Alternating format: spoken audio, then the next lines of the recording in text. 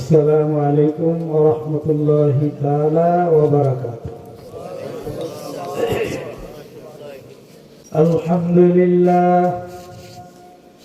الحمد لله الذي جعل الشمس والقمر بحسبان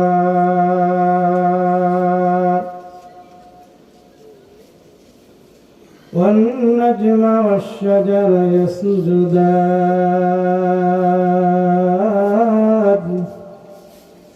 وفضل زمانا على زمان كما فضل مكانا على مكان وإنسانا على إنسان ونشهد أن لا إله إلا الله وحده لا شريك له لا جد له ولا ند له ولا مثل له ونشهد أن سيدنا وسندنا وحبيب ربنا وطبيبنا وطبيب قلوبنا ومولانا محمدا عبده ورسوله صلى الله تعالى عليه وعلى آله وأصحابه وبارك وسلم تسليما كثيرا أما بعد فقد قال الله تعالى في كلامه المجيد وفي فرقانه الحميد أما بعد شريكم أعوذ بالله من الشيطان الرجيم بسم الله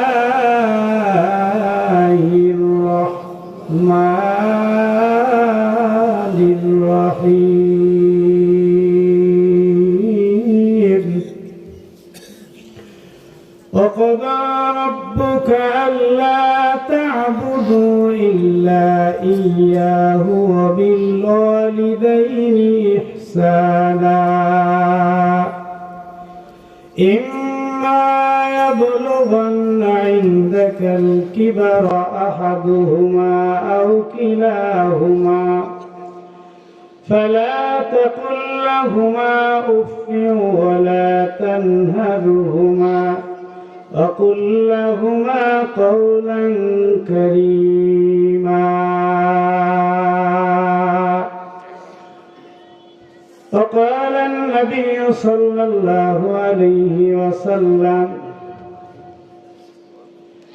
من أحق بحسن صحابتي قال أمك قال ثم من قال أمك قال ثم من قال أمك قال ثم من قال أبوك أو كما قال النبي عليه الصلاة والسلام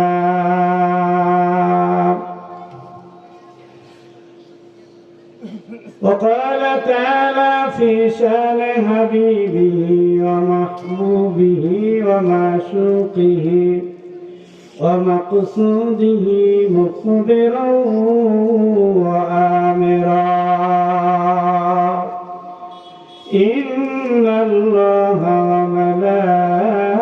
وملائكته يصلون على النبي يا أيها الذين آمنوا صلوا عليه وسلموا تسليما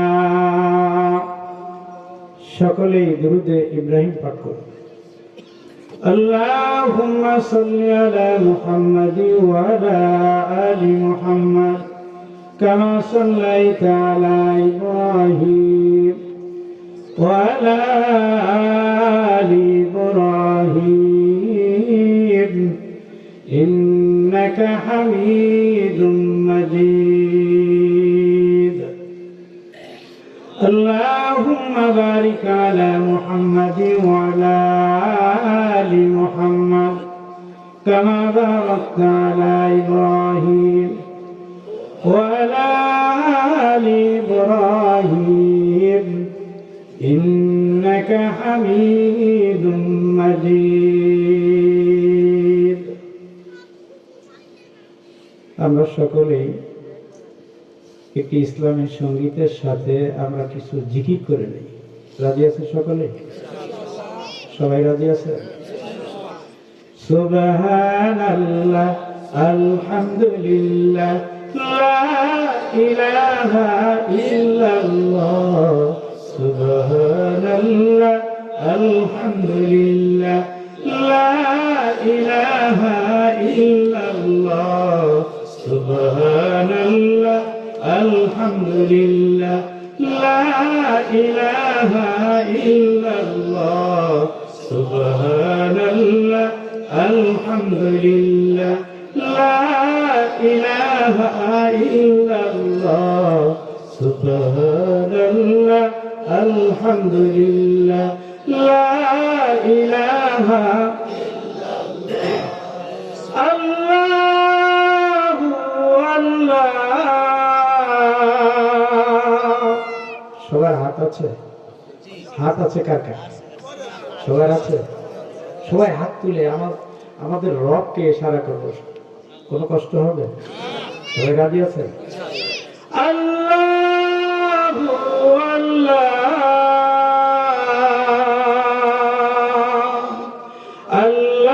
আল্লাহু আল্লাহ তুমি বাঁচাও তুমি মারো অবিরত ক্ষমা করো তুমি বাঁচাও তুমি মারো অবিরত ক্ষমা করো ধরা যেজন তাকে ধরো ধরা যেজন তাকে ধরো তোমার মুঠোয় সবই আল্লাহ সুবহানাল্লাহ লা ইলাহা ইল্লাল্লাহ লা ইলাহা ইল্লাল্লাহ লা ইলাহা ইল্লাল্লাহ সুবহানাল্লাহ আলহামদুলিল্লাহ লা তোমার রিজিক খেয়ে পড়ে আমাদের রিজিক দেন কে আল্লাহ তোমার রিজিক খেয়ে পড়ে অবাধ্য হই কেমন করে তোমার রিজিক খেয়ে পড়ে অবাধ্য হই কেমন করে খুঁজে না পাই কোনো ভাষা খুঁজে না পাই কোনো ভাষা শুকুর গুজার করার আল্লাহ সুবহানাল্লাহ আলহামদুলিল্লাহ লা ইলাহা ইল্লাল্লাহ সুবহানাল্লাহ আলহামদুলিল্লাহ লা ইলাহা আল্লাহু আল্লাহ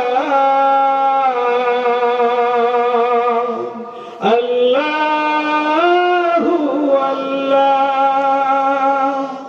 তোমার দয়ায় মোদের ধরা সারা জাহান তোমার গড়া তোমার দয়ায় মোদের ধরা সারা জাহান তোমার গড়া তোমারই পথে আমার জীবন তোমারই পথে আমার জীবন কবুল করো তুমি আল্লাহ সুবহানাল্লাহ আলহামদুলিল্লাহ লা ইলাহা ইল্লাল্লাহ সুবহানাল্লাহ আলহামদুলিল্লাহ লা ইলাহা ইল্লাল্লাহ সুবহানাল্লাহ আলহামদুলিল্লাহ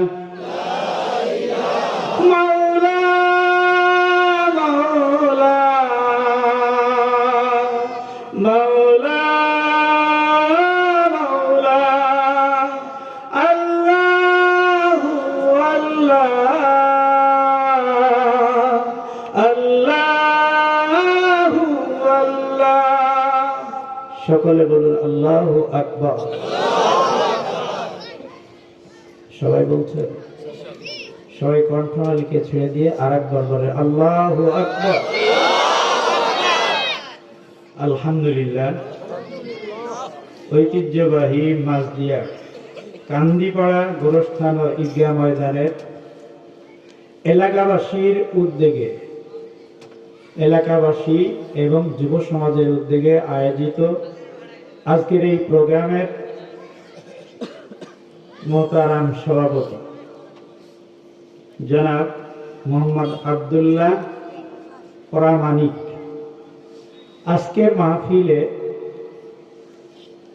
প্রধান অতিথি হিসাবে যিনি আলোচনা পেশ করবেন সুপরিচিত আন্তর্জাতিক খ্যাতিসম্পন্ন বক্তা মুফতি রফিউদ্দিন মাহমুদী সাহেব আজকের এই মাহফিলের মঞ্চে হযরত ওলামা একরাম বসা রয়েছে আপনাদের এলাকার সন্তান আমার সিনিয়র পার্সন মুফতি জাহাঙ্গীর আলম সাহেব সহ এখানে আরেক ভাই এলাকার মুফতি সাহেব বসা রয়েছে তো এলাকার অনেক ওলামা একরাম বিভিন্ন জায়গায় রয়েছে বিশেষ করে স্টেজে অনেক ওলামা একরাম এখন অবস্থান করছে তো আমি বিশেষ করে যিনি আপনাদের সন্তান যিনি এত মেহনত করে একটা জান্নাতের মাহফিলের ব্যবস্থা করেছেন এই এলাকার যত ওলামা একরাম আছেন তাদের সকলকে আল্লাহ পাক যেন নেক হায়াত দান করে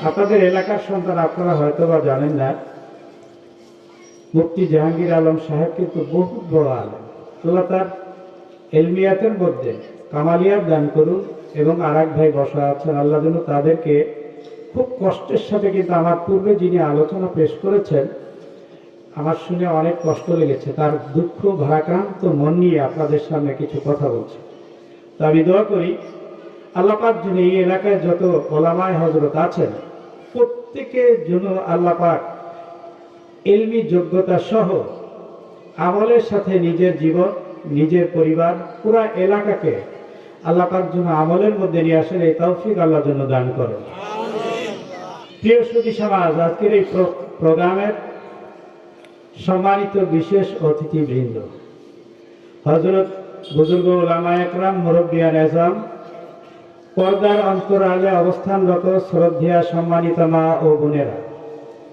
বিশেষ করে আগামী দিনের জাতির দিকবাল ভবিষ্যৎ জীবনে জাতির কাণ্ডারি যুগে যুগে যত মুসলমানেরা নিজের পবিত্র তাজা রক্ত ঢেলে আল্লাহর জমিনে আল্লাহ দ্বীন কায়েম করেছেন ইসলামী আন্দোলন করে ইসলাম নামক বৃক্ষকে আল্লাহর জমিনে প্রতিষ্ঠা করবার জন্য আমরণ সংগ্রাম চালিয়ে যাচ্ছে মুসলমানেরা প্রিয় সুধী সমাজ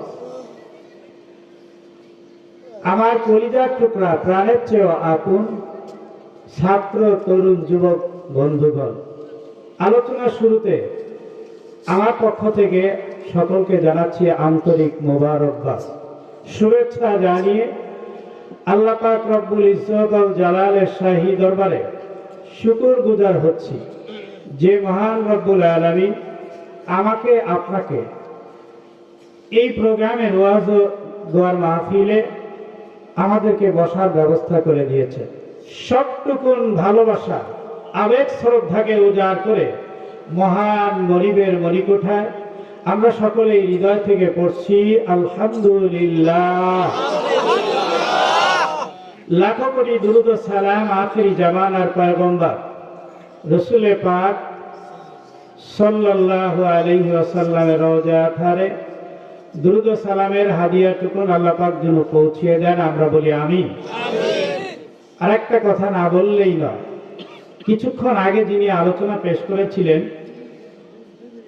জনাব হযরত মাওলানা ইব্রাহিম সাহেব মোহতামেম, উনি কিন্তু বহুত বড় আলেম। আল্লাহ পাক আমাদের উস্তাদ, আল্লাহ পাক যেন তার হায়াতের মধ্যে বরকতি নেক হায়াত আল্লাহ যেন দান করে, আমরা বলি আমিন। প্রিয় সুধী সমাজ, আমরা এখানে সকলেই বসেছি একজনকে খুশি করার জন্যই, তিনি কে? কথা ঠিক কি না? আমরা আর কাউকে খুশি করার জন্য এখানে অবস্থান করিনি, আমরা একজনকেই চাই, যিনি হচ্ছেন আমি ঘুমায় থাকলেও যিনি আমার খবর রাখেন, আমি সাগরের ভিতরে চলে গেলেও যিনি খবর রাখেন, উনি হচ্ছেন আমাদের রব। কে? কথা বলুন ঠিক কি না? আমরা তার সন্তুষ্টির জন্য এখানে বসেছি, আর কাউকে খুশি করার উদ্দেশ্য আমাদের নাই। কি বলেন? কথা ঠিক কি না? যদি তাকে খুশি করতে গিয়ে কেউ বেজার হয়, এটা কি কিছু করার কিছু আছে? কথা বলে আছে? আমরা খুশি করব একজনকেই, তিনি কে? সেই রব্বে কারিমকে আমরা সকলেই খুশি করার চেষ্টা করব। প্রিয় সুধী সমাজ, আমরা সকলেই একজনকেই খুশি করার জন্য সবসময় কাজ করা উচিত, যিনি হচ্ছেন আমাদের সব খবর রাখেন, তিনি আমাদের রব। কথা বলেন ঠিক কিনা? আল্লাহ পাক বলেন, এই যে আপনারা যারা বসছেন, কে কে কথা শুনবে কে শুনবে না, এটা কোরআনে কারিমের মধ্যে আল্লাহ পাক বলে দেন। আছে না নাই? কারা শুনবে কারা শুনবে না, আপনাদের এডুকেশন, আপনাদের কোয়ালিটি, আপনাদের সিস্টেম অনেকটাই আমার অজানা, কারণ আপনাদের মুভমেন্ট আমার কিন্তু জানা নেই। কথা বলুন ঠিক কিনা? আমি আপনাদের সামনে এসেছি, আর হয়তো বা কোনোদিন নাও দেখা হতে পারে। কথা বলুন ঠিক কিনা? আর আপনারা আমাকে দেখছেন, হয়তো বা হতে পারে এই দেখাটাই জীবনের শেষ দেখা হয়ে যেতে পারে। কথা বলুন ঠিক কিনা? তবে আমি প্রথমে কোরআনে কারিম থেকে সূরা নামলী 20 নম্বর পারা 3 নম্বর পৃষ্ঠার প্রথম দিকে আয়াতে আল্লাহ পাক বলেন, সবাই বলুন, বিসমিল্লাহির রহমানির রহিম।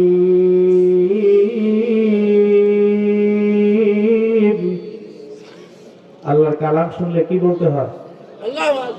আচ্ছা, আমি দেখবো আপনাদের স্পিরিট কি।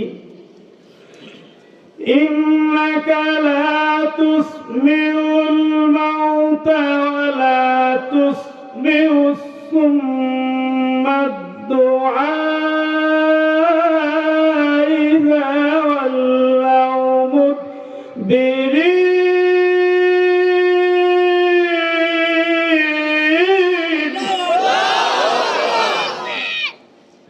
আল্লাহ পাক বলেন, ইন্নাকা লা তুসমিউল মাউতা, যারা মৃত্যু তাদেরকে আপনি শোনাতে পারবেন।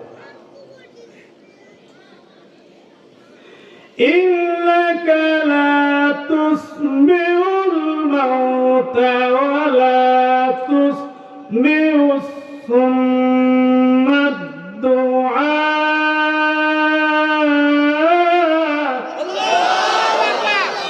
এবং যারা বধির তাদেরকেও কোরআনের আয়াত উপদেশ বাণীগুলি শোনাতে পারবেন না। যখন ইযা ওয়াল্লাউ মুদবিরিন,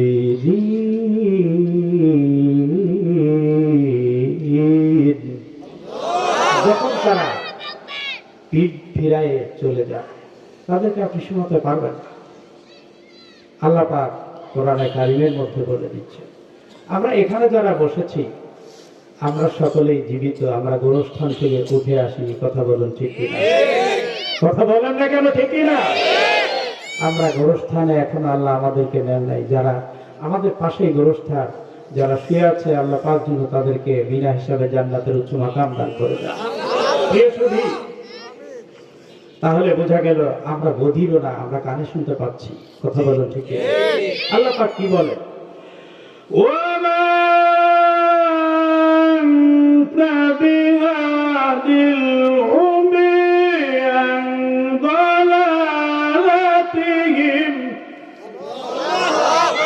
আল্লাহ পাক বলেন, যারা অন্ধ তাদের পথভ্রষ্টতা থেকে পথে আনতে পারবেন না। আল্লাহ পাক বলেন কাদেরকে আনতে পারবা, সেটাও কোরআনে কারিমের মধ্যে আল্লাহ পাক বলে দিচ্ছে কাদেরকে পারবে। এ আল্লাহর গোলাম, কোরআনে কারীম বলছেন, ইন্নাকা লা ইন তুসমিউ ইল্লা মান ইউমিনু বিআয়াতিনা ফাহুম মুসলিমুন।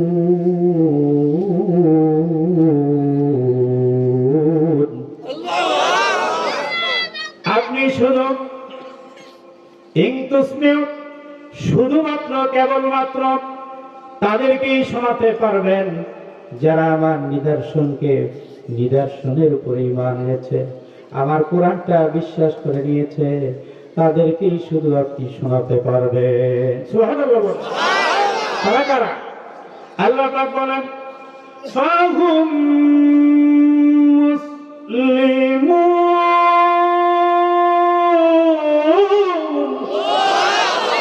তারা হলো আত্মসমর্পণকারী আমার কাছে, যারা মাথা নত করে তারা হলো মুসলমান। কথা বললেন ঠিক কি না?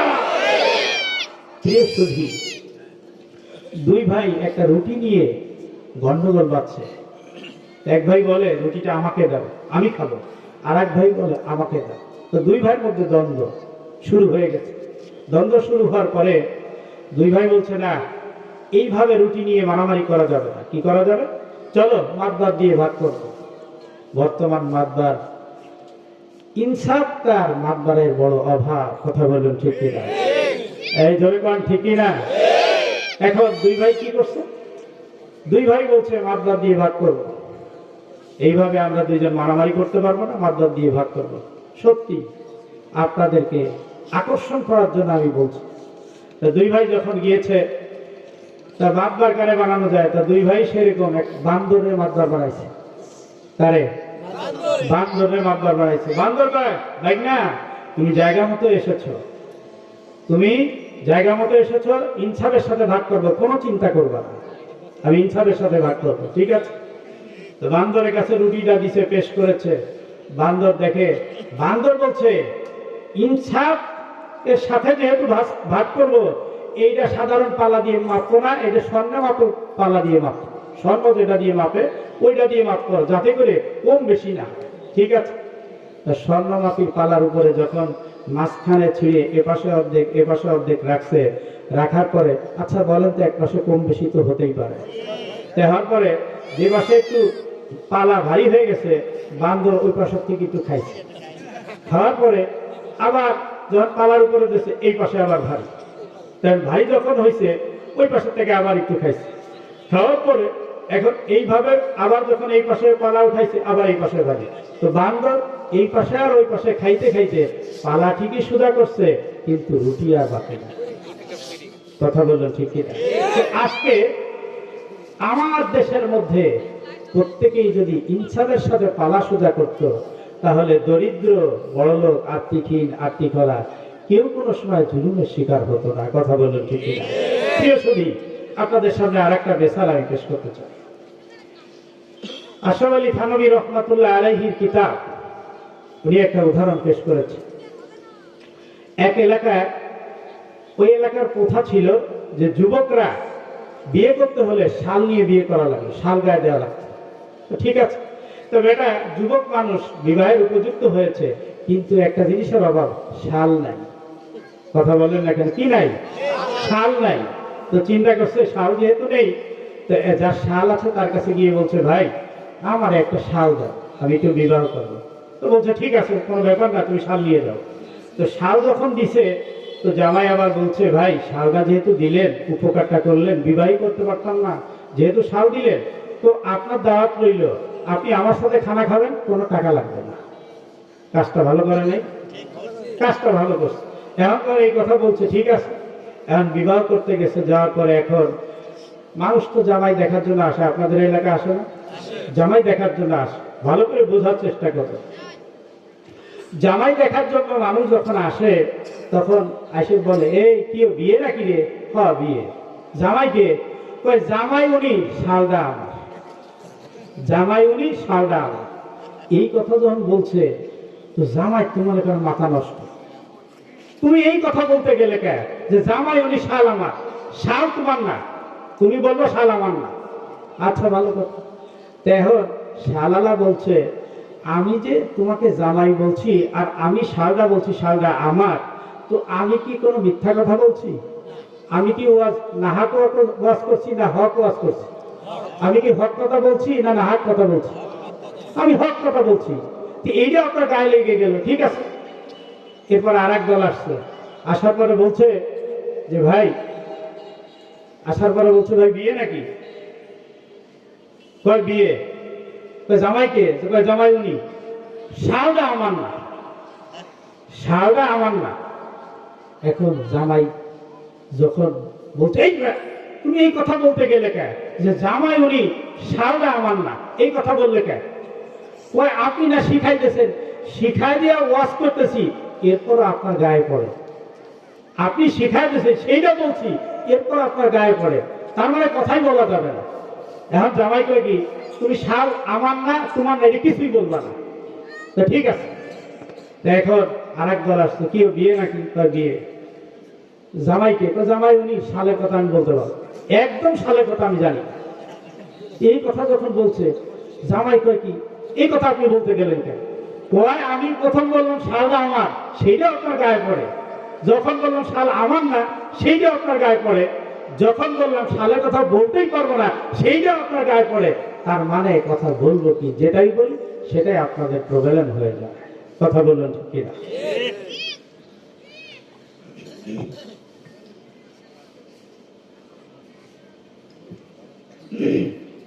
ওলামা একরাম তাদের দায়িত্ব আপনাদেরকে সঠিক দিনের পথে আনা। কথা বললেন ঠিক কিনা? কিন্তু তারা যে কথাগুলি বললেই তো আপনারা যদি কেউ আমাকে, অনেক সময় আপনাদের এলাকার মানুষের কথা আমি বলছি না, আপনাদের কাছে একটা অনুরোধ, আমি যাওয়ার পরে আপনারা কোনো সমালোচনা করবেন না, বলেন ইনশাআল্লাহ। রাজি আছেন? সবাই রাজি আছেন? যারা রাজি আছেন তারা সকলে আল্লাহু আকবার করে হাত তুলবেন। আমি তাকবীর দেব, তারা আল্লাহু আকবারের সাথে এই নিয়ে করবেন, হুজুর চলে গেলে কোনো সমালোচনা করব না ইনশাআল্লাহ। তাহলে আমরা একটা তাকবীর দিয়ে আলোচনার দিকে এগিয়ে যাই ইনশাআল্লাহ। নারায়ে তাকবীর, নারায়ে তাকবীর। আল কোরআনের আলো, আল কোরআনের আলো, আল হাদিসের আলো, কোরআন সুন্নাহর আলো, বিড়ি সিগারেটের আলো। দেখছেন ওয়াজ কেমন শুরু করলাম, হেরে এখনই উল্টা পাল্টা শুরু কর। হুজুর তালে কয়ে ফেলছি, তালে কয়ে ফেলছি। আপনারা কিসে বলছেন? তালে।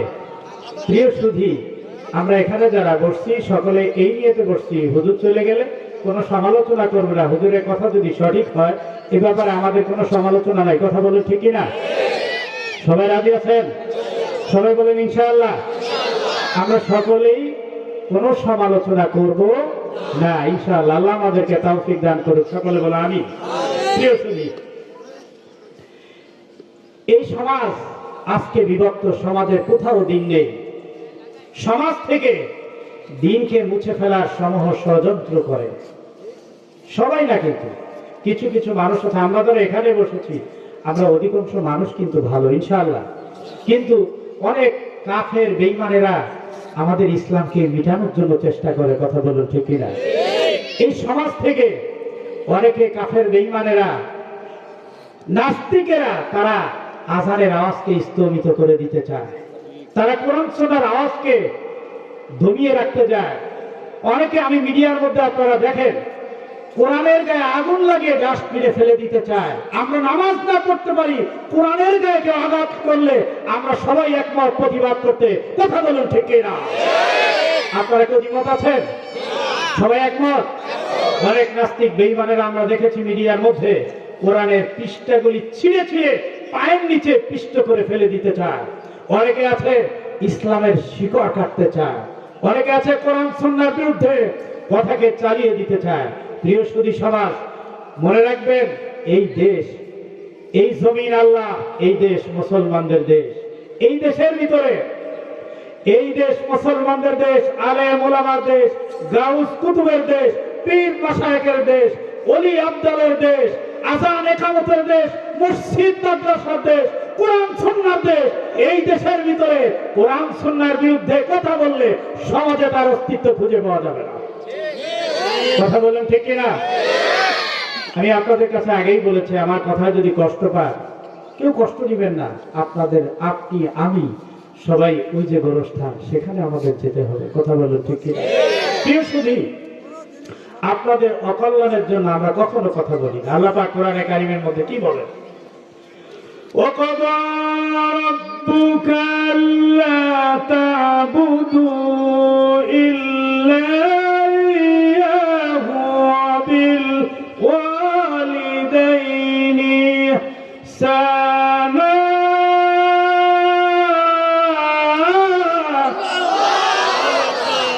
আল্লাহু আকবার বলতে কারো অসুবিধা আছে? কোনো দ্বিমত আছে? আল্লাহ এক, সকলে বলুন ঠিক কিনা? কোরআনের ব্যাপারে আমাদের কোনো দ্বিমত নাই, কথা বলুন ঠিক কিনা? হাদিসের ব্যাপারে কোনো দ্বিমত নাই, কথা বলুন ঠিক কিনা? আল্লাহ পাক কোরআনে কারীমের মধ্যে বলেন, ওয়াকাদা রাব্বুকা, আদেশ করেছেন আমাদের রব। ওয়াকাদা রাব্বুকা, আমাদের রবকে, জোরে বলুন কে? আল্লাহ। আমাদের রব, তিনি আদেশ করেছেন আল্লাহ তা'বুদু, কারো দাসত্ব করো না। প্রিয় সুধী, আজকে অমুসলিমরা তারা বিভিন্ন জায়গায় গিয়ে আল্লাহকে বাদে আরো কিছু উপাস্য কাছে মাথা নত করে। কথা বলুন ঠিক কিনা? কিন্তু আমরা মুসলমান, আমরা একজনের কাছে মাথা নত করি, তিনি কে? আল্লাহ। আরো যারা বলুন তিনি কে? কোনো সন্দেহ আছে? আমরা সবাই মুসলমান, আমরা একজনকেই ভয় পাই, তিনি হচ্ছেন আমাদের রব। কথা বলুন ঠিক কিনা? আল্লাহ পাক বলেন, আল্লাহ তা'বুদু ইল্লা ইয়্যাহু ওয়া বিল ওয়ালিদাইনি ইহসানা।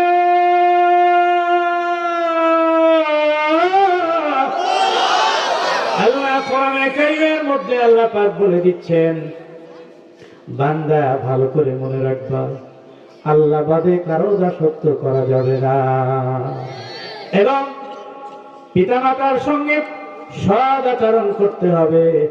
অনেকে আছে মা বাবাকে তুচ্ছ তাচ্ছিল্য হয়ে যায়। আমি দেখেছি, আমার মসজিদের কাছে একটি ছোট্ট ঘটনা শোনাই।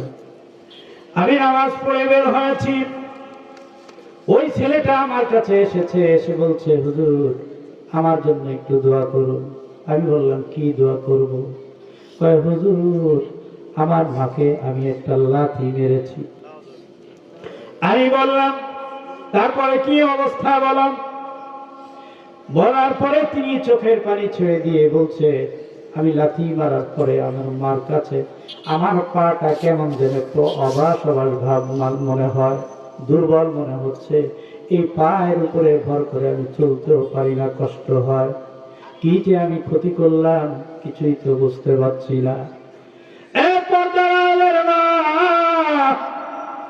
ভালো করে মনে রাখো, ওই যুবক যখন এই কথা বলছে, আমি বললাম, আমি যদি দিনের পরে দিন দোয়া করতে থাকি, আমি হাজার দোয়া করলে এটা কোনো কাজে আসবে না রে বাবা।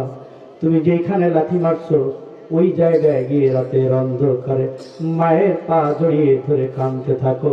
তোমার মা যদি মাফ করে দেয়, আমার রব দয়া হলে মাফ করে দিতে পারে। হে আল্লাহর গোলাম, এইভাবে যখন আমি তাকে বলেছি, সে অযোধ্যারে চোখের পানি ছেড়ে দিয়ে কান্না করে। এই আল্লাহর গোলাম, এই যে গোরস্থান, অনেকের মা বাবা গোরস্থানে শুয়ে আছে।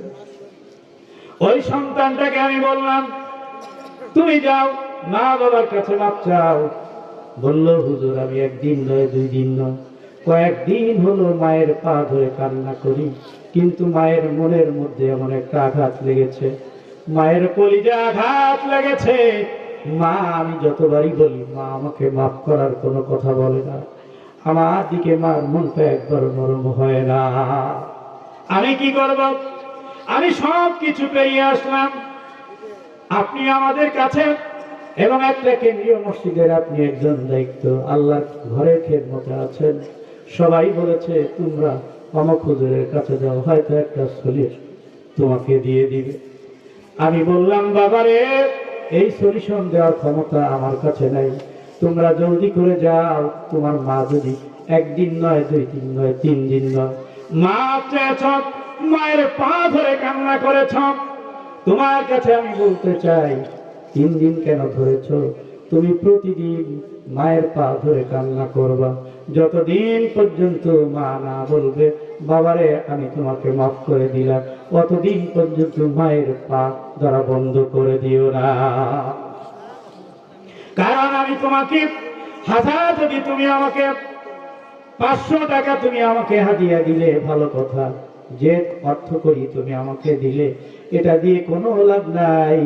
মায়ের সঙ্গে বেয়াদবি করেছো, মাফ করে আসো, মাফ চেয়ে আসো। মা যদি মাফ করে তাহলে মাফ হবে, আমি হাজার দোয়া করলেও কোনো কাজ হবে না। আল্লাহর গোলাম, আল্লাহ পাক কোরআনে কারীমের মধ্যে বলেন ইহসানা, মায়ের সঙ্গে সদাচরণ করো।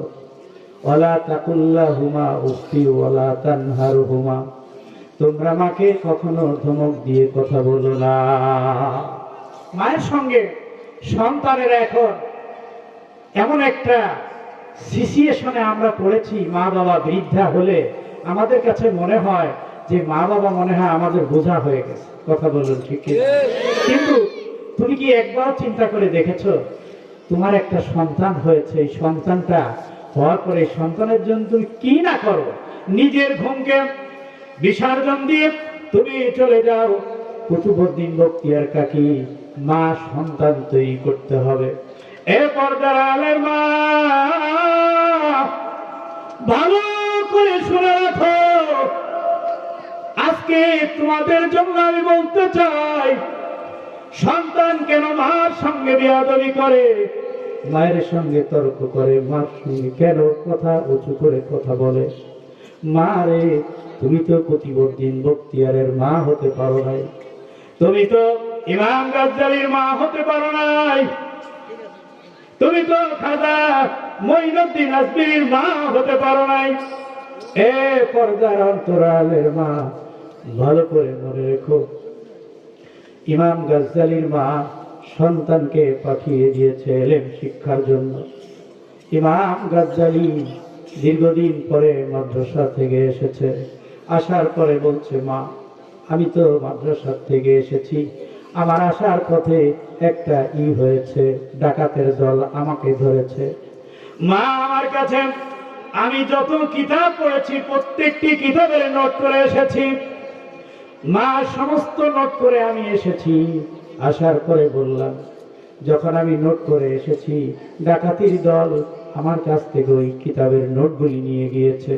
ইমাম গাজ্জালীর মা ডাক দিয়ে বলে, বাবারে, আমি তো ওই রকম এলেম শিখতে পাঠাই নাই যে তুমি এলেম নোট করে নিয়ে আসবা, আর এই রকম এলেম আমি অর্জন করতে বলি নাই। বাবা, আমি তো তোমাকে পাঠিয়ে দিয়েছিলাম তুমি এলেম শিখে আসবে, তোমার এলেম মাথার ভিতরে থাকবে, নোটের ভিতরে যদি প্রয়োজন হয় সেটা হলো ভিন্ন কথা। তোমার এলেম কেন নোটের মধ্যে রয়েছে? যাও, তুমি আবার যাও, আবার মাদ্রাসা থেকে এলেম অর্জন করে আসো। ইমাম গাজ্জালী আবার রওনা করলেন। ইমাম গাজ্জালী বললেন, মা, আমি বুঝতে পেরেছি তুমি আমাকে কি বোঝাতে চাচ্ছ। জ্ঞানী মানুষ ইশারায় বুঝে যায়। ইমাম গাজ্জালী আবার রওনা করলেন। যার পথে ডাকাতির দলদের সাথে আবার দেখা।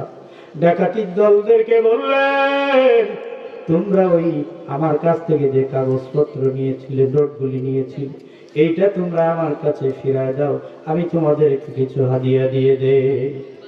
ইমাম গাজ্জালী সব নোটগুলি নিয়েছেন। নোটগুলি নেওয়ার পরে দীর্ঘ সময় ধরে সব মুখস্থ করেছে। এবার আসার পরে দীর্ঘদিন পরে মায়ের সঙ্গে মায়ের বাসায় ফিরে এসেছে। আসার পরে সালাম দিয়েছে, মা, আমি ইমাম গাজ্জালী তোমার দরবারে হাজির হয়েছি।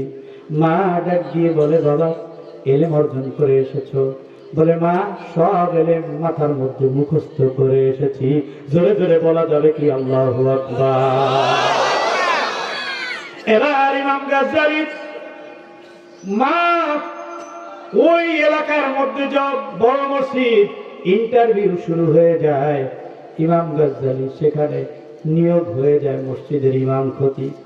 নিয়োগ হওয়ার পরে ইমাম গাজ্জালীকে মুসল্লিরা ডাক দিয়ে বলে, আপনি তো ইমামতি করেন, আপনি এখানে খতিব, এখানে খুতবা দেন, আপনার খুতবা শোনার জন্য বিভিন্ন জায়গা থেকে লোক আসে আপনার পিছনে, এক রাকাত এক ওয়াক্ত নামাজ পড়ার জন্য মানুষ হাজির হয়ে যায়। বুঝতে পারলাম না, তবে একটি প্রশ্ন আমাদের মধ্যে বারবার উদিত হয়। সেই প্রশ্নটি হলো যে ইমাম গাজ্জালীর কাছে বারবার রিকোয়েস্ট করে, সবাই তো আপনার পিছনে নামাজ পড়তে আসে, কিন্তু আপনার বড় ভাই আহমদ গাজ্জালী এক ওয়াক্ত নামাজও আপনার পিছনে পড়ে না, আমরা একটু জানতে চাই কারণটা কি, কি জন্য পড়ে না, আমরা একটু জানতে চাই কি জন্য, কেন পড়ে না।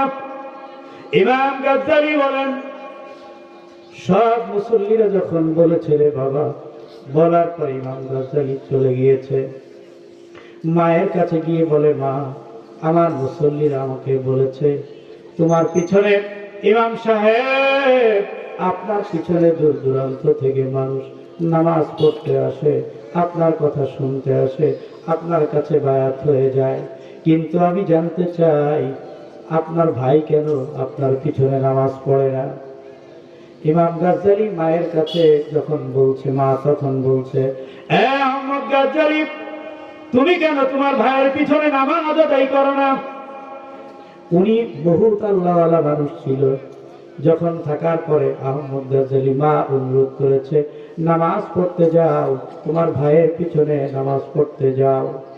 তখন একদিন নামাজ পড়তে গিয়েছে, নামাজের মধ্যে যখন এক রাকাত শেষ হয়েছে, দ্বিতীয় রাকাতের সময় আহমদ গাজ্জালী নামাজ ছেড়ে দিয়ে চলে এসেছে। নামাজ শেষ, মুসল্লিরা এখন ইমাম গাজ্জালীকে বলছেন, আপনার ভাই এক রাকাত নামাজ পড়ে কেন চলে গেল, আমরা জানতে চাই। এক রাকাত পড়ার পরে চলে গেল, কি কারণটা কি বুঝতে পারলাম না। তখন ইমাম গাজ্জালী দ্রুত গতিতে বাসায় ফিরে চলে গিয়েছে। যাওয়ার পরে মাকে বলছে, মা এই অবস্থা। তখন আহমদ গাজ্জালী বলছে, মা আমার একটা কথা শ্রবণ করেন। মা বলছে, কি বলবি বল। আহমদ গাজ্জালী বলে, মা আমার ভাই প্রথম রাকাতে আল্লাহর উদ্দেশ্যে আল্লাহকে স্মরণ করে নামাজ পড়েছিল, দ্বিতীয় রাকাতে আমার ভাইয়ের মনটা ভিন্ন হয়ে গেল। তখন আমি দেখলাম আমার ভাই এক রাকাত নামাজ পড়েছে, আল্লাহর সামনে এমন ভাবে নামাজ পড়েছে, আমার খুবই ভালো লাগলো। দ্বিতীয় রাকাতে যখন দেখলাম আমার ভাইয়ের মন অন্য দিকে চলে গিয়েছে, তখন আমি নামাজ ছেড়ে দিয়ে বাসায় ফিরে চলে এসেছি। এ আল্লাহর গোলাম, মা এবার ডাক দিয়ে বলে, এই ইমাম গাজ্জালী, তুমি কেন কথা যে তোমার বড় ভাই বলেছে, কথা কি ঠিক? ইমাম গাজ্জালী ডাক দিয়ে বলে, মা বড় ভাই যেটা বলেছে ঠিকই বলেছে।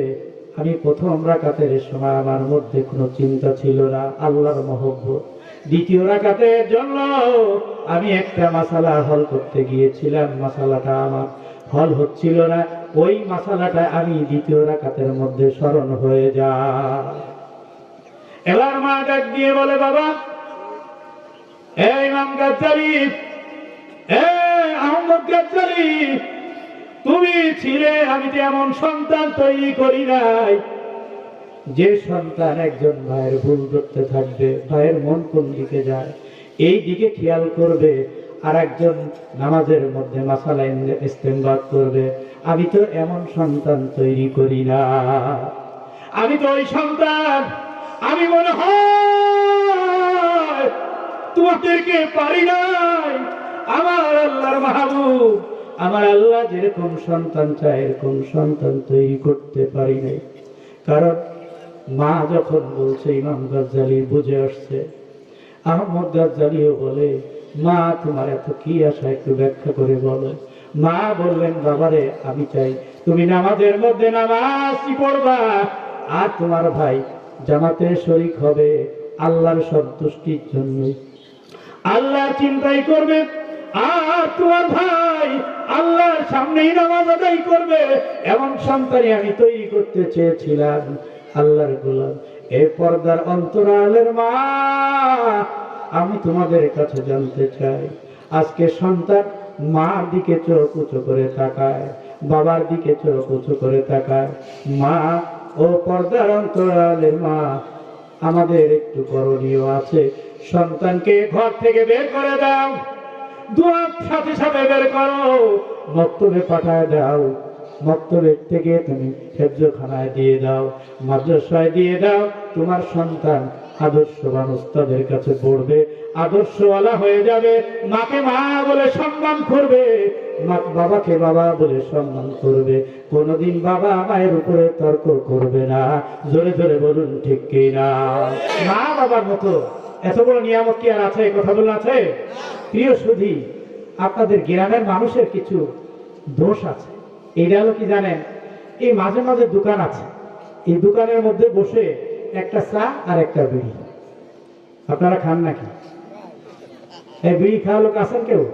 চা আর একটা বিড়ি। কিন্তু আসলে আশরাফ আলী থানভী রহমতুল্লাহ কি বলে, বিড়ি যারা খায় এদের এক নম্বরে একটা রোগ হয়। কি রোগ জানেন? যক্ষা হয়। বিড়ি যত খাবেন ফুসফুসে নষ্ট হয়ে যায়। তাহলে আমাদের বিড়ি খাওয়া ছাড়তে হবে না খেতে হবে? ইনশাআল্লাহ। আপনাদের কষ্ট হচ্ছে? বিড়ি খাওয়া ছাড়তে হবে, রাজি আছেন কারা? নারায়ে তাকবীর।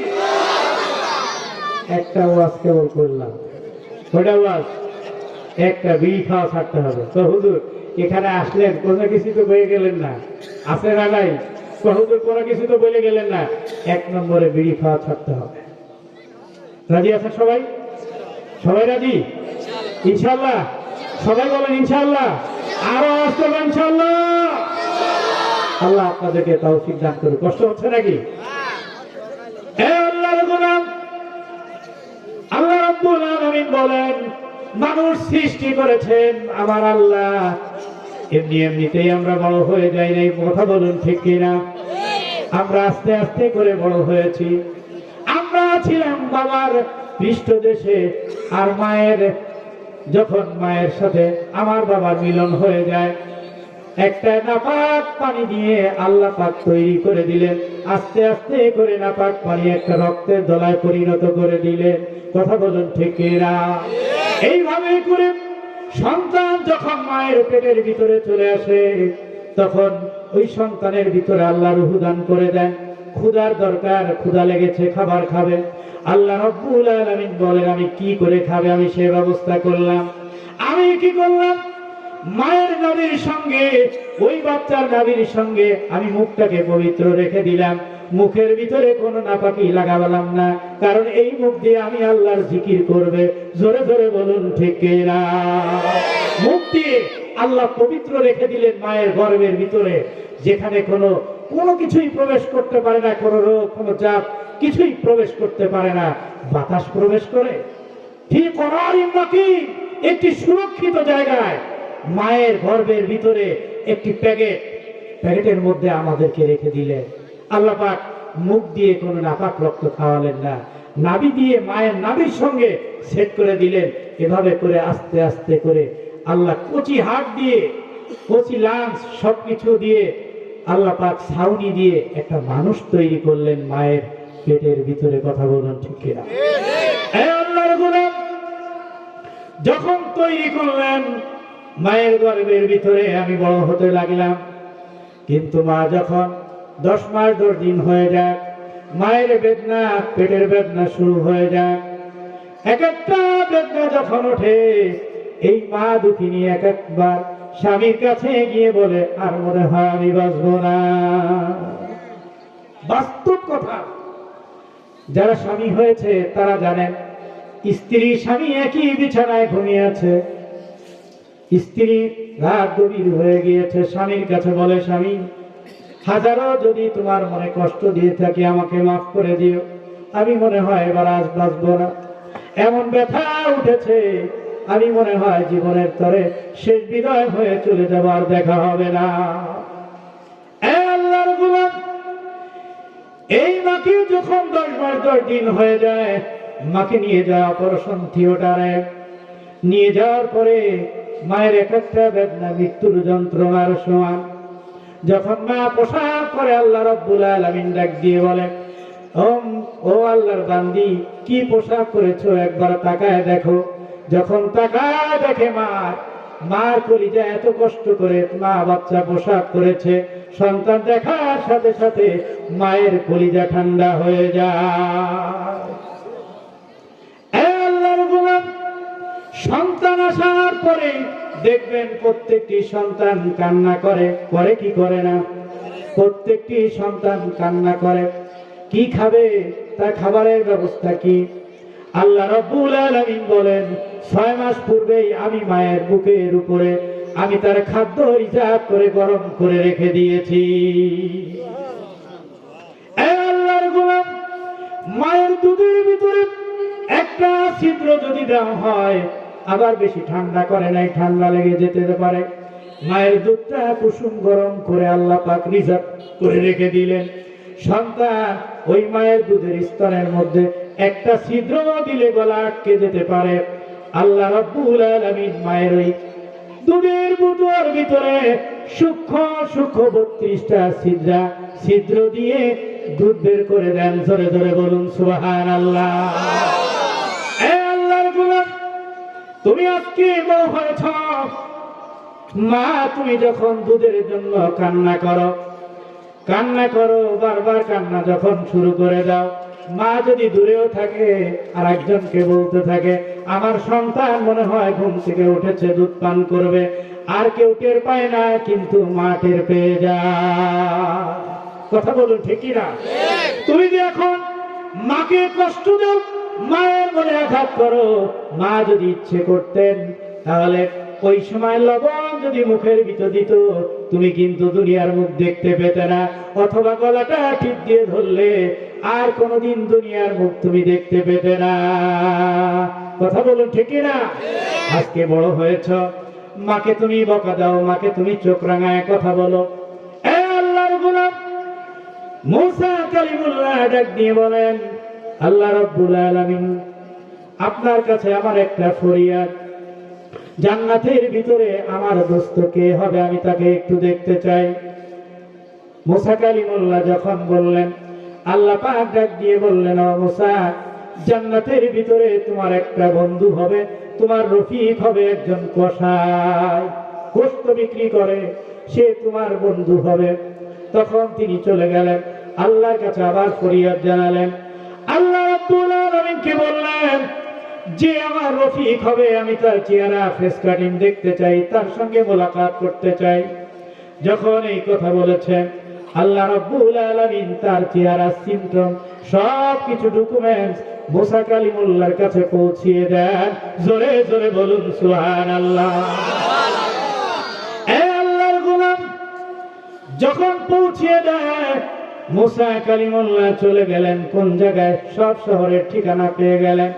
প্রিয় সুধী, যারা বাবা হয়েছেন তাদের পাও ধরে বলছি, অপর্দার অন্তরালের মা ও যুবকেরা, ভালো করে মনে রেখো, মুসা কালিমুল্লাহ চলে গেলেন, ওই বাজারের কাছে গিয়ে দাঁড়িয়ে থাকলেন। আল্লাহ রাব্বুল আলামিন ঠিক মতো ঠিকানা দিয়ে দিলেন। দাঁড়িয়ে আছে, সন্ধ্যা লেগে যায়, এমন মুহূর্তে দেখলেন একজন কসাই কিছু গোশত নিয়ে বাসার দিকে রওনা করেছে। মুসা কালিমুল্লাহ ডাক দিয়ে বলেন, এটাই মনে হয় সেই ব্যক্তি। সিমটম দেখে চিনে ফেললেন, ডাক দিয়ে সালাম কালাম করলেন, করার পরে বললেন, আপনার বাড়িতে আমি একটু মেহমান হতে চাই। বললেন, আসেন, আপনি আমার বাড়িতে মেহমান হবেন, কোনো অসুবিধা নাই। চলে গেলেন। যাওয়ার পরে চিন্তা করলেন, যখন যাওয়ার পরে দেখলেন ব্যাগের ভিতর থেকে কিছু গোশত বের করে রান্না করলেন। রান্না করার পরে গোশতের ঝোলগুলি একটা ব্যাগের মধ্যে মাকে রেখে দিয়েছেন। মাকে ব্যাগ থেকে বের করে নিয়ে আসলেন। আসার পরে মায়ের মুখে গোশতের ঝোলটা আস্তে আস্তে করে খাওয়ালেন। আর মা যেন কি দোয়া করলেন, কি যেন মুখটা বিড়বিড় করে দোয়া করে। মুসা কালিমুল্লাহ ডাক দিয়ে বলে, আমি একটু জানতে চাই, আপনি যখন শোরবা পান করান আর পান করার পরে ওই যে আপনার মা মুখ বিড়বিড় করে কি দোয়াটা করে আমি একটু জানতে চাই। তিনি বললেন, ওই কসাই ডাক দিয়ে বললেন, তিনি এই দোয়াই করেছে যে উনি বলছে, আল্লাহ আমার সন্তান আমার এত খেদমত করে, আমাকে ভালোবাসে, আমাকে সম্মান করে, আল্লাহ তুমি আমার সন্তানটাকে মুসা কালিমুল্লাহর দোস্ত বানায়া দিও।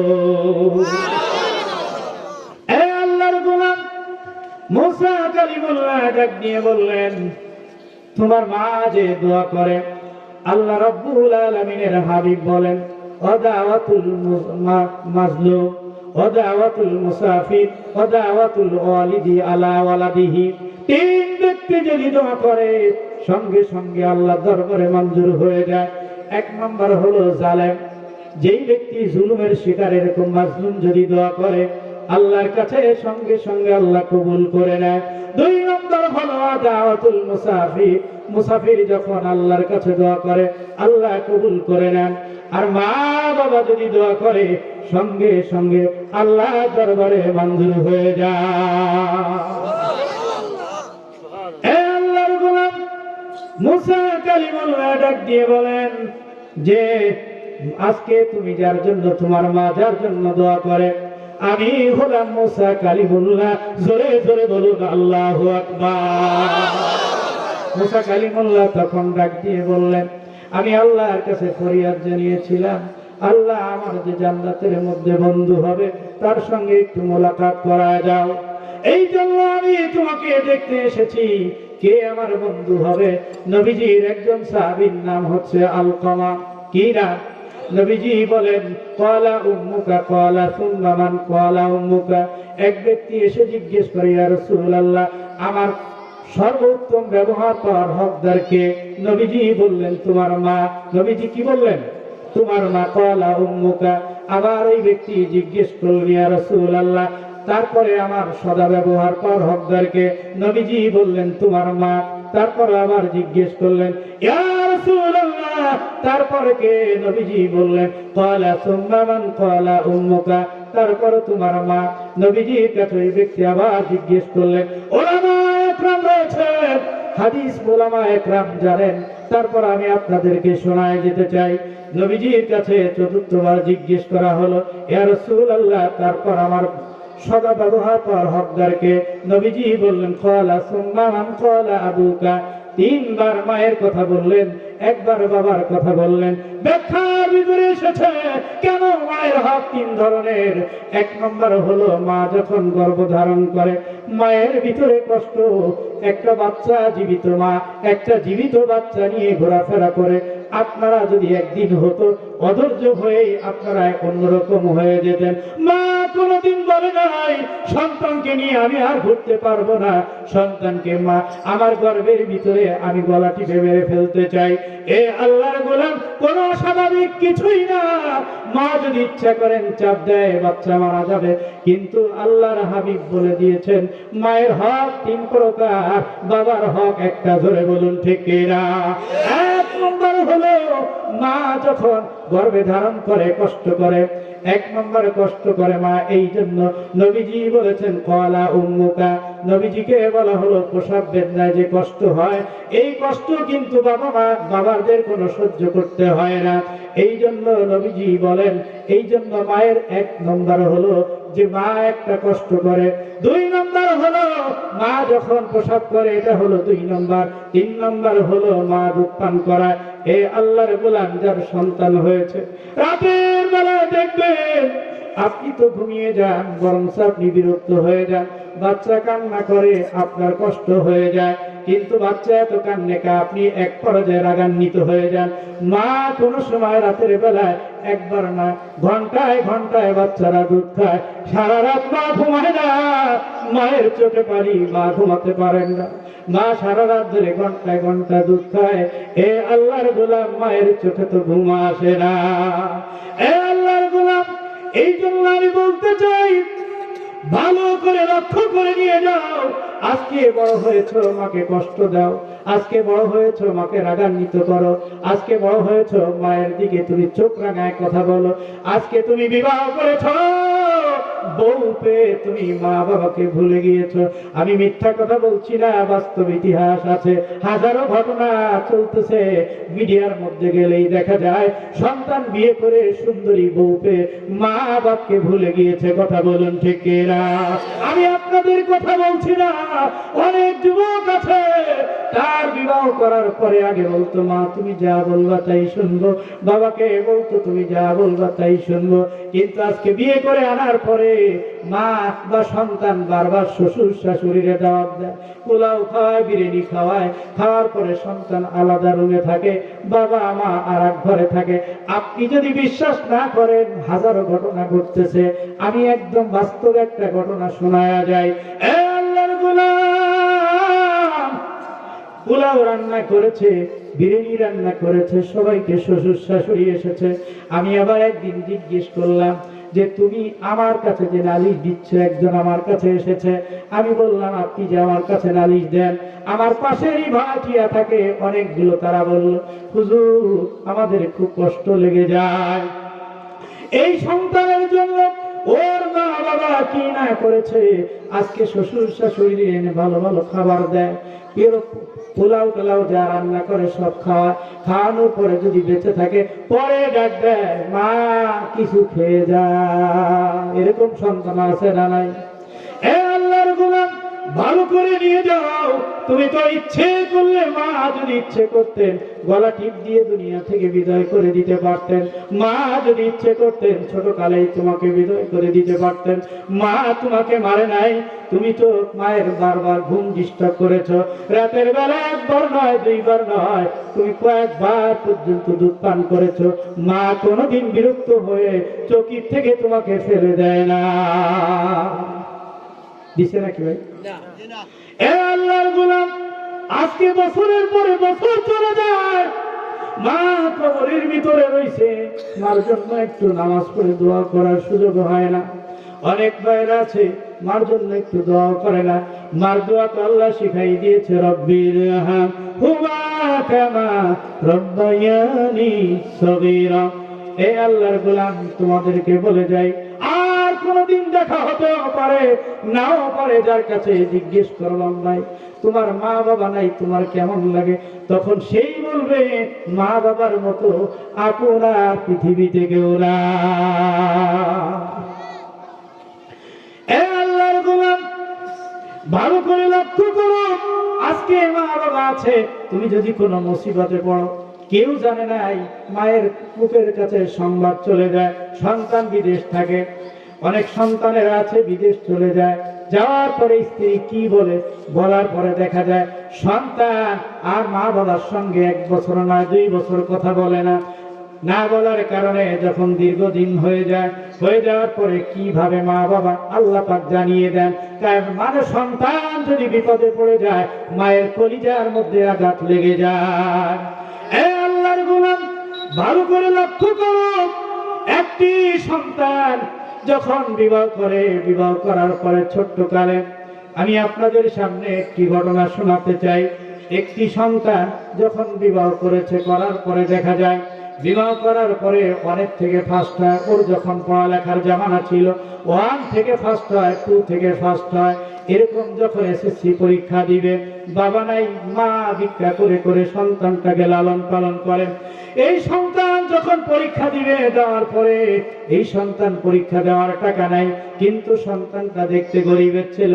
অনেক ছেলে আছে দেখতে ভালো দেখা যায়, কথা বলুন ঠিক কিনা? গরিবের ছেলে বুঝাই যায় না, এরকম আছে না নাই? অনেক ছেলেরা আছে এইভাবে দেখা যায়। ওই সন্তানরা যখন এসএসসি পরীক্ষা দিবে, ইসলামিক কিতাবের মধ্যে এই ঘটনাটা আমি দেখেছি। এ আল্লাহর গোলাম, যখন ওই ছেলে যখন পরীক্ষা দিবে, ভালো করে উদাহরণস্বরূপ ঘটনাটা শুনে যান। এ আল্লাহর গোলাম পরীক্ষা দিবে, এখন চিন্তা করে, মা চিন্তা করে, ফর্ম ফিল আপ করার মতো আমার কাছে কোনো টাকা নাই, কি করা যায়? এই এলাকার মাদ্রাসার কাছে যাও।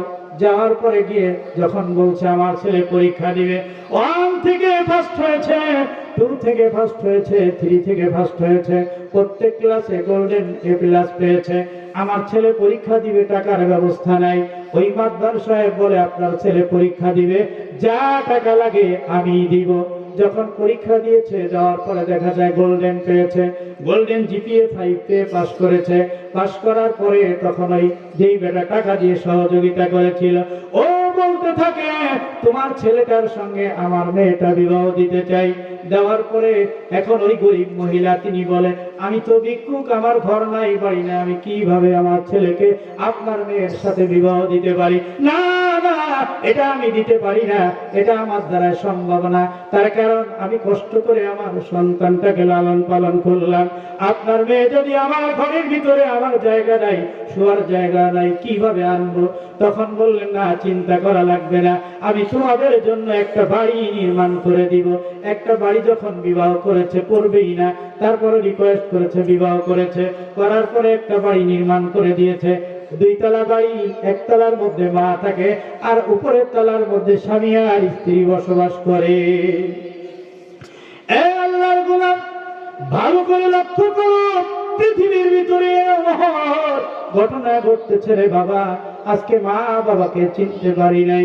যখন মা নিচতলায় থাকে, মাকে অর্ডার দেয়, বৌমা প্রতিদিন আমার ঘরটা ঝাড়ু দিয়ে যাবেন, খানা রেডি করে টেবিলের উপরে রেখে যাবেন, কারণ এই ঘর, এই বাড়ি, এই খাট, এই আলমারি আমার বাবার টাকায় কিনা। বিবি একটা অনেক সময় আছে, শ্বশুর বাড়ির থেকে যদি কিছু আনে বিবিরা, আনার পরে খোটা দেয়। সারা দুনিয়া যদি মনে করেন একটা কিছু আনছে, আনার পরে কয়, আমার বাবার বাড়ি এই জিনিসটা, আমার বাবার বাড়ি এই জিনিসটা। কয় কি কয় না? সবাই কয় না, কিছু তো কয়। আপনাদের এলাকার মহিলারা ভালো, বাবার বাড়িতে 3 টাকার একটা মোবাইল। একজন বলছে কি, আমি তো বিয়েই করি নাই, দীর্ঘদিন আগে বিয়ে করছি, এখন যদি বিয়ে করতাম তাহলে শ্বশুর বাড়ির থেকে টিভি পাইতাম, মোবাইল পাইতাম, বিদেশি যাওয়ার ভিসা পাইতাম, হজের টিকিট পাইতাম, সব কিছু পাইতাম, কিছুই তো পাইলাম না। তো যাই সব বাদ, তুমি এই মুহূর্তে আমার একটা মোবাইল এনে দাও। কারে কইছে? বিবিরে কইছে একটা মোবাইল এনে দাও। যৌতুক নিয়ে হালাল না হারাম? যৌতুকের পিপাসা আছে না নাই? আমাদের নাই, কথা কম ঠিক কিনা? আপনাকে যৌতুক নিতে চাই, সব যৌতুক ছাড়া বিয়ে করবো, রাজি আছে? যারা বিয়ে করছে এরাই হাত তুলবে না, যারা বিয়ে করে নাই, আমি যদি এখন হাত তুলে বলি যে যৌতুক ছাড়া বিয়ে করবেন কারা, যারা বিয়ে করছে এরা হাত তুলবে। আর কিছু 2-1 জন উঠাতে পারে, এটা আমার বিশ্বাস। আচ্ছা, যৌতুক ছাড়া বিয়ে করবেন কারা, তারা হাত তোলে। ওই জানি যে হাত নামান, তার মানে বুঝতি এখন একটা মোবাইল আছে।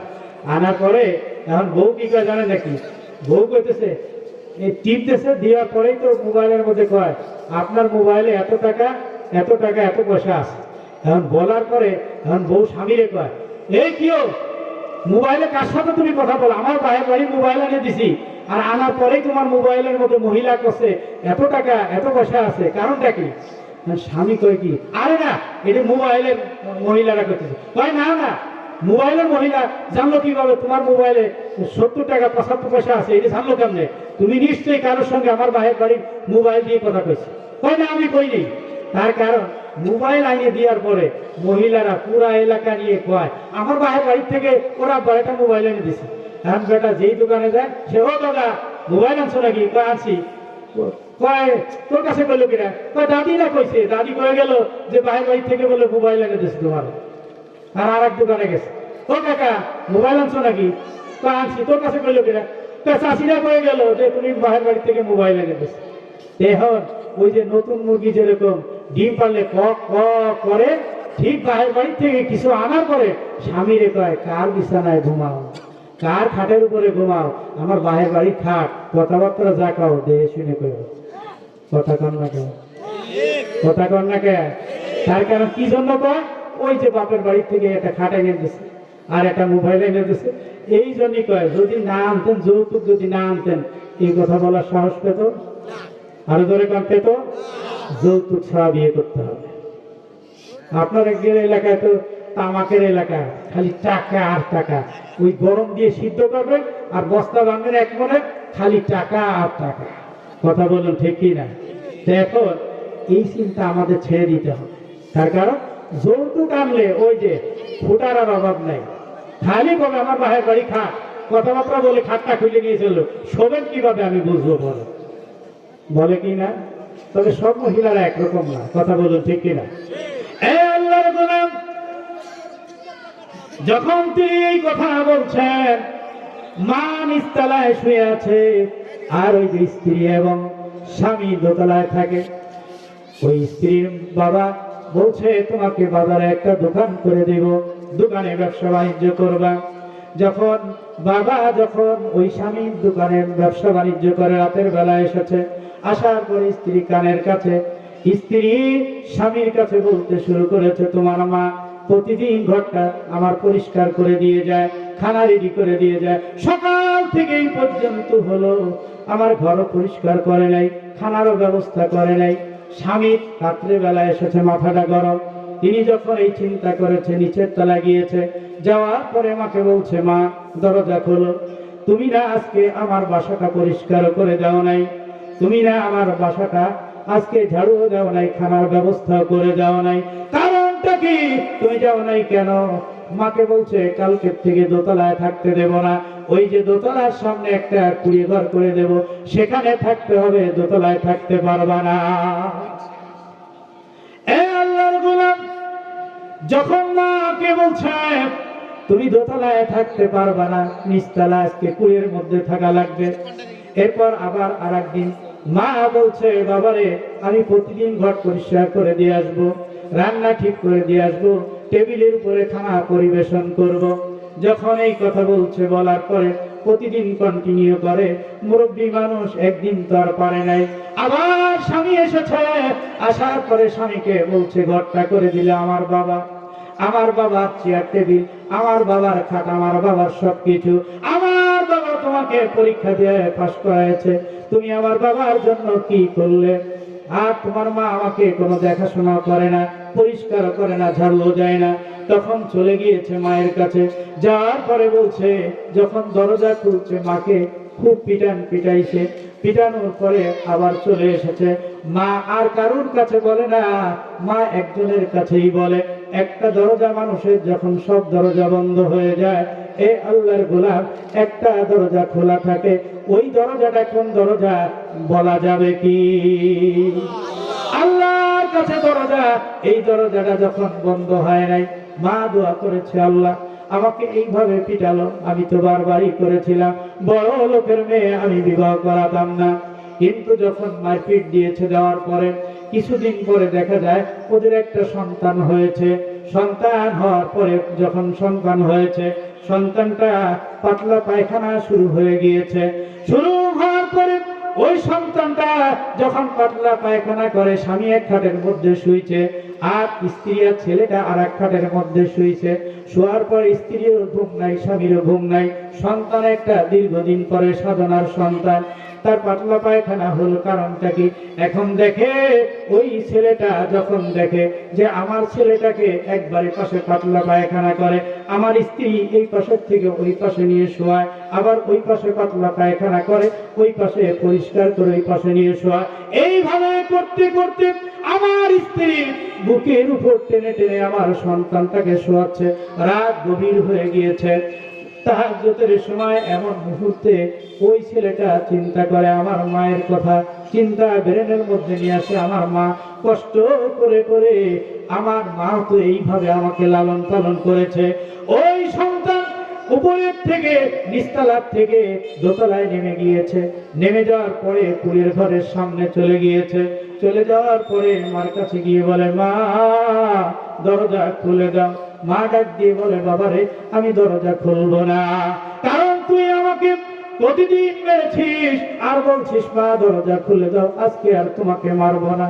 একদিন, 2 দিন, 3 দিন হয়ে যায়, আমাকে মারতে মারতে আমার পায়ের উপরে ভর করে আমি হাঁটতে পারি না। আল্লাহর গোলাম, ভালো করে লক্ষ্য করো, ওই মা দুঃখিনী কুড়ি ঘরের মধ্যে থাকে। সন্তান গিয়ে বলছে, মা দরজা খুলে দাও, আজকে আর তোমাকে আমি মারবো না। মা বলছে, না বাবা, আজকে যদি মারিস তাহলে জীবনের তরে, মা একটা জীবনের তরে বন্ধ হয়ে যাবে। এরকম মা দুঃখিনী আর কোনোদিন পাবি না। আল্লাহর গোলাম, সন্তান চোখের পানি ছেড়ে দিয়ে বারবার বলছে, মা আমি দীর্ঘদিন অন্যায় করেছি, অপরাধ করেছি, তোমাকে মারপিট করেছি, আমি ওয়াদা দিলাম আজকে তোমাকে আর মারবো না, তুমি দয়া করে দরজা খুলে দাও। খুলে দাও। যখন মা কাছে বারবার রিকোয়েস্ট করে, এ আল্লাহর গোলাম, মার মনে এত দয়া এত মায়া এত ভালোবাসা আল্লাহ তৈরি করে দিয়েছে। মার মনের ভিতরে সন্তান যখন মা বলে ডাক দেয়, মায়ের কলিজা ঠান্ডা হয়ে যায়। জোরে বলুন ঠিক কিনা? আমার বাসার পাশে যখন ওই ছেলেটা বারবার বলছে, মা আজকে তোমাকে মারবো না, দরজা খুলে দাও, যখন দরজা খুলেছে মায়ের পায়ের নিচে পড়ে গিয়েছে, ডাক দিয়ে বলে, মা আমি বড় অপরাধ করে ফেলেছি, আমি বড় ভুল করেছি, আমি আর কোনোদিন তোমাকে কষ্ট দিব না। কারণ দেখলাম আমার একটা সন্তান হয়েছে, এই সন্তানটা এই পাশে পাতলা পায়খানা করে, আমার স্ত্রী ওই পাশে নিয়ে শোয়ায়, ওই পাশে পাতলা পায়খানা করে, ওই পাশে নিয়ে শোয়ায়। এইভাবে করতে করতে পুরা খাটটা যখন নষ্ট করে দেয়, আমার স্ত্রী বুকের উপর টেনে টেনে শোয়াচ্ছে। তার মানে আমি বুঝতে পারলাম, মা তুমি আমার জন্য এইরকমই কষ্ট করেছো। জোরে জোরে বলুন ঠিক না? এইবার মার পায়ের দিকে তাকায় দেখে মাকে যে পিটাইছে সন্তান, মা উঠতে পারে না, বসতে পারে না, ওর ভিতরেই পায়খানা করেছে, ওর ভিতরেই পেশাব করেছে। সন্তান নিজের হাত দিয়ে মাকে পরিষ্কার করে, যখন মাকে পরিষ্কার করা হয়েছে, গোসল দিয়েছে, মাকে দোতলা থেকে ওই কুড়ে ঘর থেকে দোতলা সিঁড়ি দিয়ে উপরের তলায় নিয়ে আসছে। আসার পরে স্ত্রীকে ডাক দিয়ে বলে, ও স্ত্রী, আজকে থেকে আমার মা দোতলায় ঘুমাবে, আমি আর তুমি সন্তান নিচতলায় ঘুমাবো। স্ত্রী ডাক দিয়ে বলে, এইটা আবার কি আইন জারি করলেন?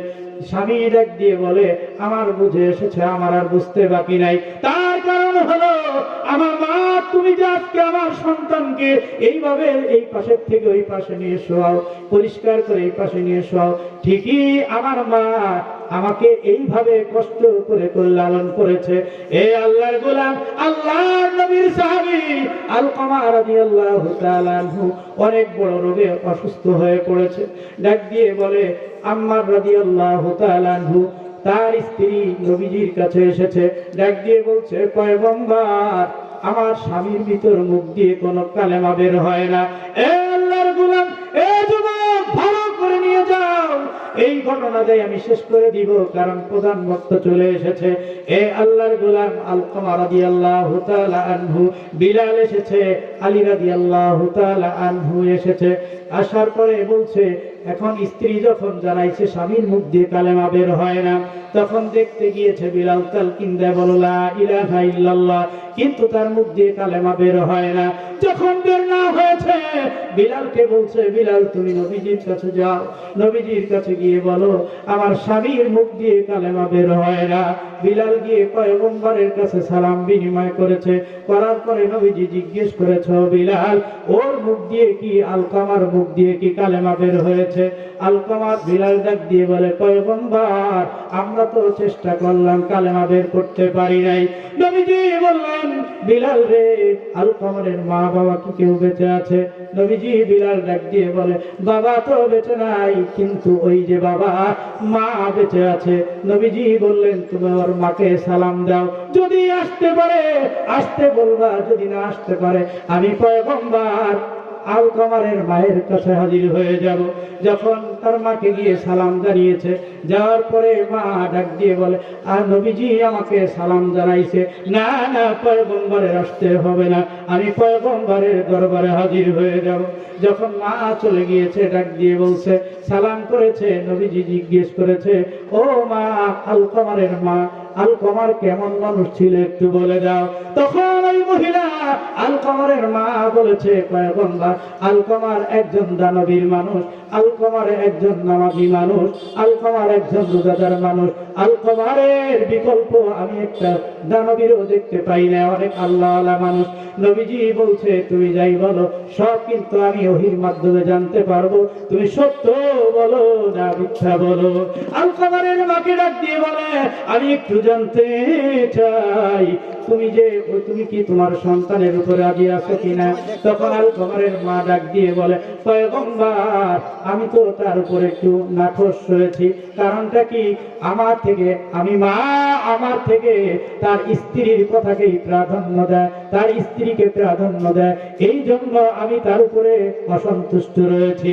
এবার পয়গম্বর ডাক দিয়ে বলে, সাহাবীরা জলদি করে যাও, তোমরা লাকড়ি জমা করো, লাকড়ির ভিতরে আলকমারকে দিয়ে পুড়িয়ে শেষ করে দিতে চাই।